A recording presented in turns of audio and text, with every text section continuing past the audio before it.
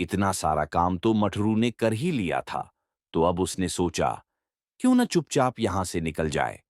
मालिक वैसे भी अपने काम में व्यस्त हैं, मुझ पर ज्यादा ध्यान नहीं देंगे।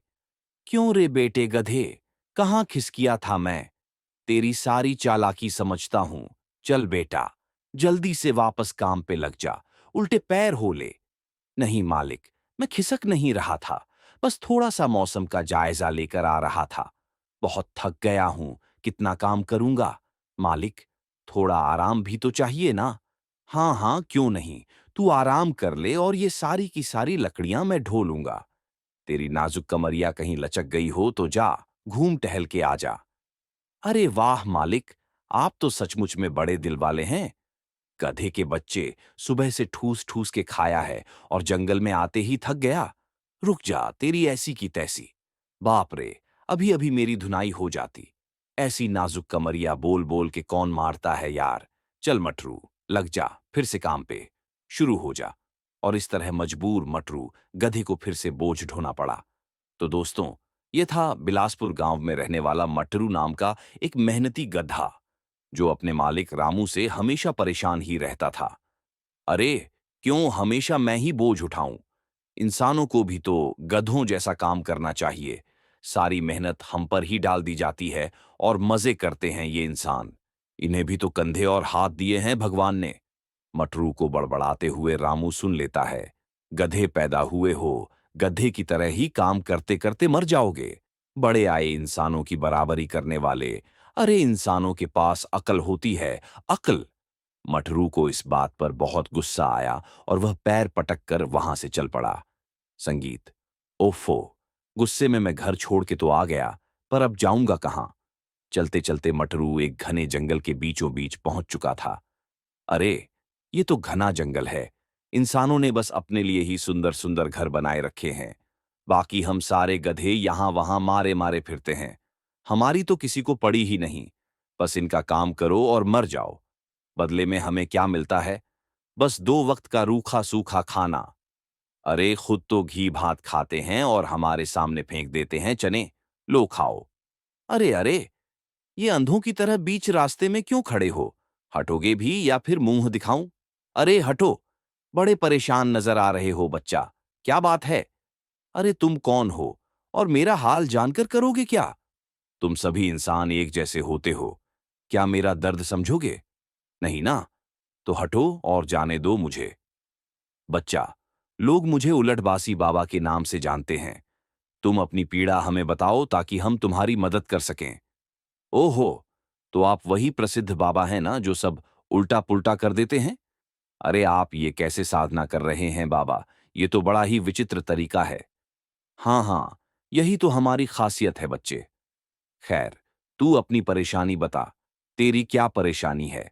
बाबा के पूछने पर मटरू ने अपनी सारी व्यथा कह सुनाई। बाबा ठहरे मजाकिया स्वभाव के। वो लोगों की अजीबोगरीब इच्छाएं पूरी करने में माहिर थे।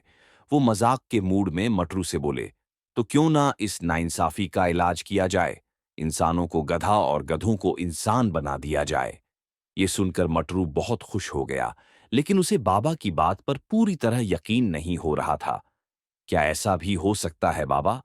तो फिर यह दुनिया उल्टी कर ही दो। अब इंसान गधे बने और गधे इंसान। बाबा ने मूंछों पर ताव दिया और कहा, तथास्तु। कल सुबह का सूरज उगते ही दुनिया उलट-पलट हो जाएगी। मटरू बड़ी उम्मीदों के साथ वापस घर गया।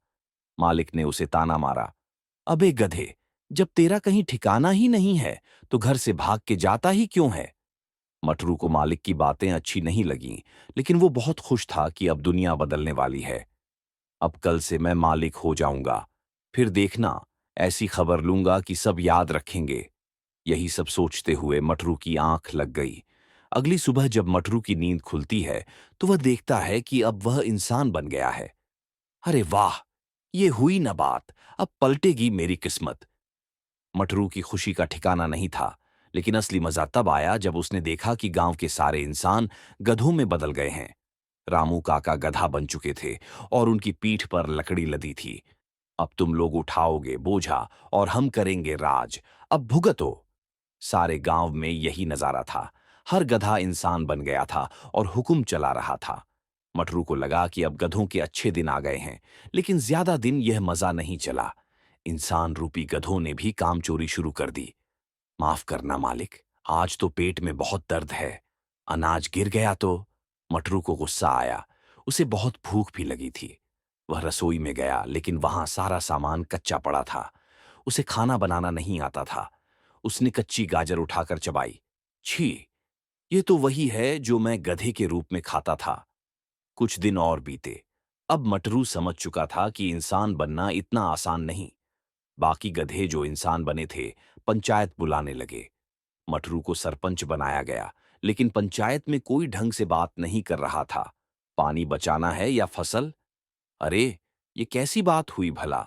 लगता है अभी भी गधे जैसी बातें करता है। सभी मिलकर मटरू का मजाक उड़ाने लगे। मटरू परेशान हो गया और वहां से भाग निकला। उसी समय गांव में गन्ने के खेत में असली इंसान, जो अब गधे बन गए थे, गन्ने चबा रहे थे। उन सबका लीडर था रामू। मटरू रामू को रोकने गया, लेकिन रामू ने एक दुलत्ती मारी और मटरू उड़कर दूर जा गिरा। इंसान होकर गधे से लात खा रहा हूं, अब मुझे वापस गधा ही बनना है। मटरू भागते हुए उलटबासी बाबा के पास गया। बाबा, माफ कर दो, मैंने सबक सीख लिया है। बाबा समझ गए कि मटरू को अपनी गलती का एहसास हो गया। चल बेटा, तेरा अनुभव पूरा हुआ। अब मैं दुनिया वापस पहले जैसी कर देता हूं। ओम नमः शिवाय। मटरू ने देखा कि वह वापस गड्ढा बन चुका है। वह खुशी खुशी घर गया। रामू काका कुएं से पानी निकाल रहे थे। क्यों रे, आ गए वापस मटरू महाराज? काफी अच्छा अनुभव था ना? इंसान से गड्ढा और फिर गड्ढे से इंसान बनने का है। अब चल, फिर से वापस अपना जीवन जीते हैं। मटरू को आज पहली बार रामू काका को देखकर इतनी खुशी हो रही थी। वो सीधा जाकर अपने मालिक के पैरों में गिर गया। हाँ, क्या बात है मटरू, सब ठीक तो है ना? लगता है कि इंसान बनकर तुझे ज्यादा मजा नहीं आया है। अरे रहने दो मालिक, क्या मेरी टांग खींच रहे हो? तौबा करता हूं मैं, ऐसे मजे से। दोबारा कभी ऐसा ना हो। चलो फिर तो कोई बात नहीं। अब हम ऐसा करते हैं, कुछ खा पी कर काम पर लगते हैं। आज तुम्हारे लिए मैंने कुछ खास खाना मंगाया है। खाने की बात सुनकर मटरू बहुत खुश होता है और जल्दी से जाकर देखता है कि खाने में क्या है।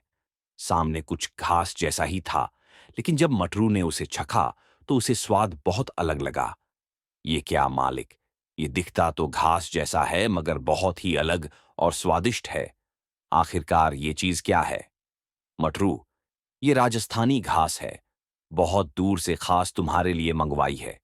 इसका स्वाद भी तुम्हें बहुत अच्छा लगेगा और ये तुम्हारी सेहत के लिए भी काफी अच्छी है। अब से तुम यही खाना। तुम इतनी मेहनत करते हो, तो तुम्हारा ध्यान रखना भी तो मेरा ही फर्ज है ना? हंसी। रामू काका भी अब मटरू के साथ बहुत प्यार से रह रहे थे, क्योंकि कहीं न कहीं उन्हें भी गधा बनकर ये एहसास हो गया था कि मटरू कितनी मेहनत करता है। और रामू काका का ऐसा बदला हुआ व्यवहार देखकर मटरू भी काफी खुश हुआ। इसलिए अब मटरू ने शिकायत करना बिल्कुल छोड़ दिया और दोनों हंसी खुशी साथ रहने लगे।